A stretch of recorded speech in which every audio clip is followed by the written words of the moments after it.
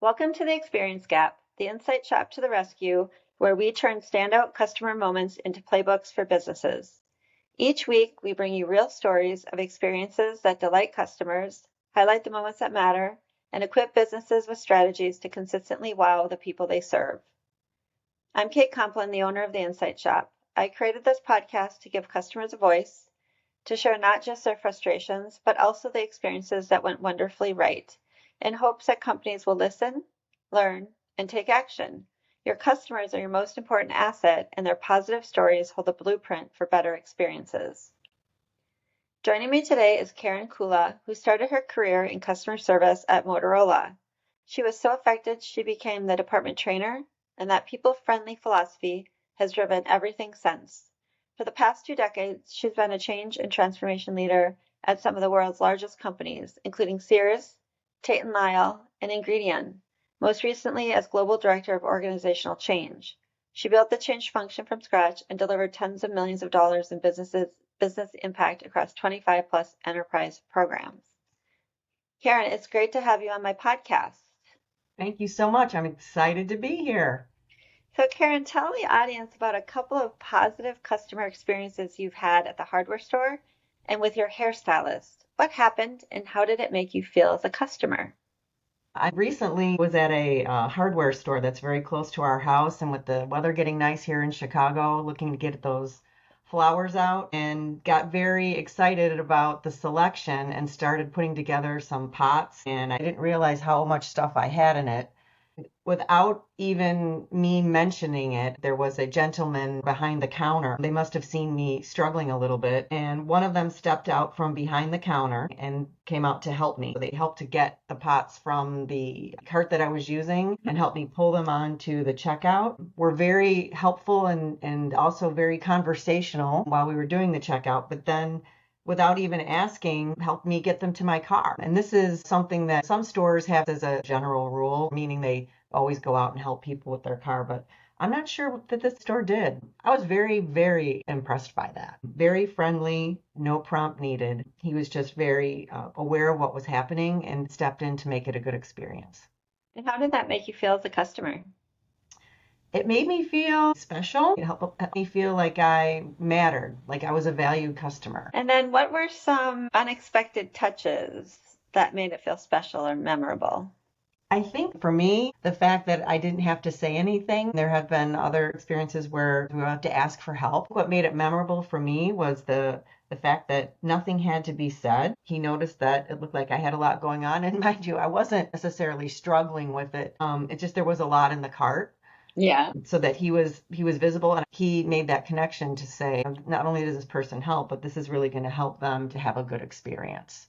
Not just purchasing the product, but how we're going to help them. How can we help her have a good experience while she's here making that purchase? With my job with Motorola and customer service, albeit it was a while ago, there are some things that are still true today as they were back then, which is always keeping the customer in mind, thinking about what they need, how can we help them, and just listening. And sometimes listening in this case might not have been what I was saying, but what I was doing. He was using that form of listening by just observing. Right. Where were the points across the experience where something could have gone wrong, but they handled it so well that it actually reinforced your confidence in them? I suppose if he hadn't done anything, there wasn't any help. There's a pretty good chance that something could have happened while I was making the transition to the car. And if things spilled or I struggled with it, I think inadvertently it wouldn't have been about the product itself. It would have been about the experience. Right. In my mind, I'm sure I would have thought, why didn't you step in to help? Yeah, it's about initiative. It's about awareness and engagement. I did make sure to thank them. I wanted them to know that it didn't go unnoticed. Let's talk about the hairstyle experience. What happened there and how did it make you feel as a customer? I've been to several hairstylists over the years, and I just started with a new one. Sometimes when you start with a new hairstylist, it's really important to make sure that they understand what you're looking for. What really impressed me here is we spent a lot of time having a good consultation. She took a lot of time to listen to what I was looking for. She offered a lot of suggestions. I never felt like rushed from that beginning to say, let's get on with it. She really listened. And then she executed it very well. Even towards the end, she was observing the end results and we were both feeling good about it. She even made some additional suggestions, some finishing touches. As a new customer, she did these at no charge.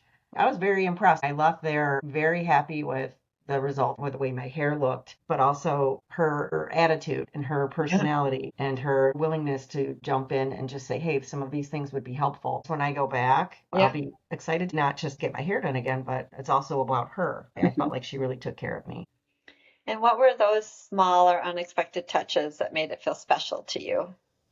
Sometimes when you get a good haircut and color, it looks one way when they cut it wet, but when it was dry, she took some extra time to touch up from a dry perspective and really helped from a shaping perspective. I don't remember the exact product name, but then put a special kind of treatment on it to help give it some additional shine and gloss. And the effect was excellent. For your hairstylist, what were the points there where something could have gone wrong, but she handled it so well it reinforced your confidence in her? From the beginning, it was all about listening. If we had rushed into the transaction or we had rushed into the service too quickly, there's a good chance that she might have missed some details about what would work. And also it made me feel confident before she started doing any cutting. I gave her some of my thoughts, but then she shared some of her thoughts, just looking at me, looking at my hair, and then we agreed. It was definitely the listening. Have you ever had a less than great experience in a similar situation? And if so, what felt different between these two experiences? What did the hardware store and hairstylist do that closed the gap between a frustrating experience and a truly positive one?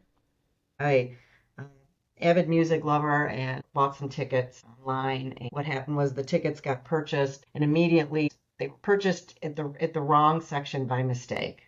I immediately knew that there was an issue with it, and within minutes contacted them and said, hey, I had this issue. I tried, and all we could find was a chat bot. I tried to work through the chat bot, and chat bot was basically a loop, nowhere to go. Tried to get a number, and then even when I called the number, it was automated, and there was no one behind it. It took a long time. I probably invested, 30 minutes to almost an hour trying to get someone to hear the situation so that we could come up with a solution. Could not find some resolution. I ended up having to go to my credit card company to get it resolved, which was not a good experience. So, in summary, if you were advising other companies based on your experience with the hardware store and your hairstylist, how would you describe the ideal playbook for getting this right? Showing initiative, being aware. I think the through line on good experiences with the customer is that it's at the center of what all companies do. It's not normally about what you purchase. It's keeping the customer in mind, giving them a good experience, and how you make them feel. It's the hardware store person that shows up, the hairstylist who listens. In the case of the tickets, had that situation been able to been resolved, and if I had felt listened to, then that could have been a good experience. I think that was the opportunity that was missed there. I think that's what I'll remember. It's not about the products where it went well, it's about the experience. It's the people that'll make me go back there.